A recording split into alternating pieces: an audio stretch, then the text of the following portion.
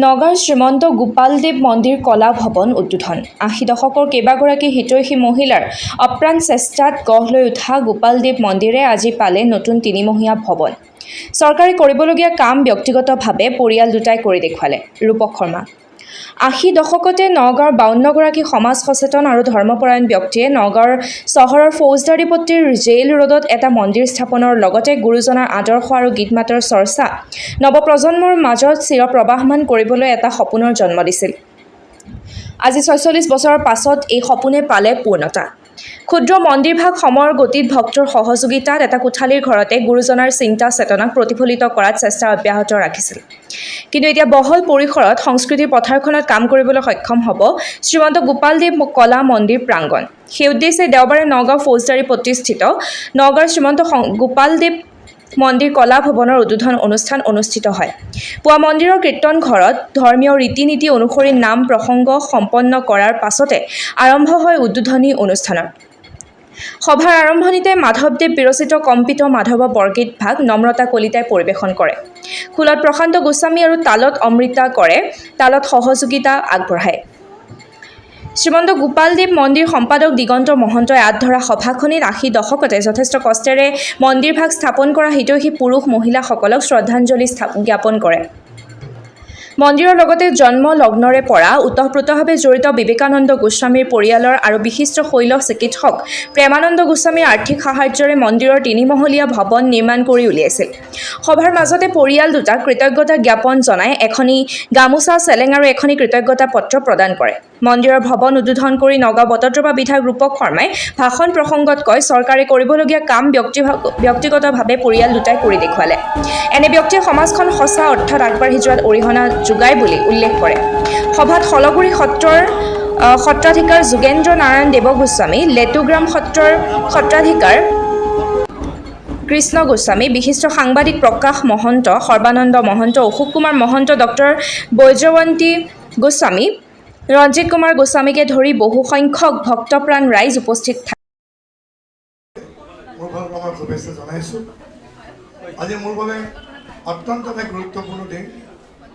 আজি ব্যক্তিগত পুঁজিৰে যি ধৰণে পৰিয়ালবৰ্গৰ ফালৰ পৰা এই শ্ৰীমন্ত কলা আজি গোপালদেৱ মন্দিৰ ভাগ নিৰ্মাণ কৰি উলিয়ালে। আচলতে এইবিলাক চৰকাৰে কৰা কাম, আমি সেইবোৰ কামেই কৰি থাকোঁ, কিন্তু ব্যক্তিগতভাৱে পৰিয়ালৰ ফালৰ পৰা খুব কম এই ধৰণৰ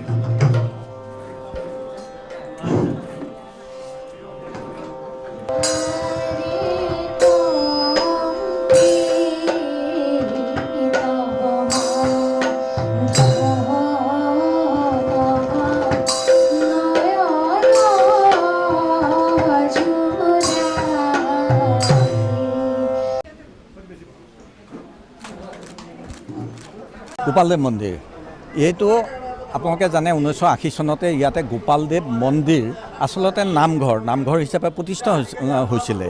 কেইগৰাকীমান অতি বিদুষী মহিলাই এই নামঘৰ প্ৰতিষ্ঠা কৰিছিল। ক্ৰমান্বয়ে তাত বিভিন্নজনে সহযোগ কৰিলে আৰু তাৰ পিছতেই কি হ'ল, এই নামঘৰ ভাগক মন্দিৰ হিচাপে আখ্যা দিয়া হ'ল এই কাৰণেই যে এইটো আমি এটা সাৰ্বজনীন ৰূপত যাতে গঢ়ি তুলিব পাৰোঁ। ইয়াত মহাপুৰুষৰ কলা কৃষ্টি সংস্কৃতিৰ চৰ্চা কৰিবৰ কাৰণেই আমি এইটোক গঢ় দিছোঁ। আৰু আজি আমাৰ বিশেষ অনুষ্ঠানটো হ'ল, আপোনালোকে দেখা পাইছে এটা তিনিমহলীয়া ভৱন। এই ভৱনটো দুটাৱতী সংস্কৃতিবান পৰিয়ালে আমাক দান হিচাপে আগবঢ়ালে।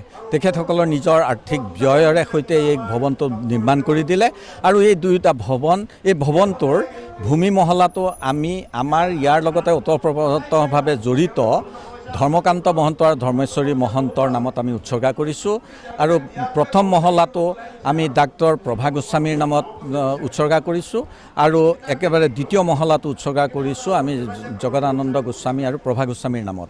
আপোনালোকে শুনি সুখী হ'ব, আমাৰ এই ভৱনৰ লগতে ওতঃপ্ৰোতভাৱে জড়িত এজন বিশিষ্ট শল্য চিকিৎসক ডাক্তৰ প্ৰেমানন্দ গোস্বামী। তেখেত বৰ্তমান ডুবাইত থাকে, কিন্তু তেখেতে আজি স্বেচ্ছাই আহি এই মন্দিৰ ভাগ মানে ভৱনটি বনাই দিবলৈ আগবাঢ়িলে। আমি আজি আনুষ্ঠানিকভাৱে এই ভৱন উদ্বোধন কৰিলোঁ আৰু ইয়াৰ পিছত এই ভৱনটোক আমি মহাপুৰুষীয়া কলা কৃষ্টি সংস্কৃতিৰ এটা প্ৰশিক্ষণ কেন্দ্ৰ হিচাপে আমি গঢ়ি তুলিম বুলি আমি প্ৰয়াস কৰিছোঁ। নমস্কাৰ জনাইছোঁ। আজি এটা বৰ পবিত্ৰ দিন। আমি ফৌজদাৰীপতি গণাভিৰাম বৰুৱাৰ শ্ৰী শ্ৰী গোপালতা দেৱ মন্দিৰৰ আমি সঠিক সন্মুখতে আছোঁ। আজি এইটো উদ্বোধন কৰা হৈছে, তাৰ যথেষ্ট ৰাইজৰ আশীৰ্বাদ পাইছোঁ। আমি এইটোৱে প্ৰাৰ্থনা কৰোঁ, আমি ৰাইজৰ আশীৰ্বাদ যাতে সদায় পাই থাকোঁ। মোৰ নাম ডক্টৰ প্ৰেমানন্দ গোস্বামী, ঘৰ ফৌজদাৰীপতিৰ ওচৰতেই।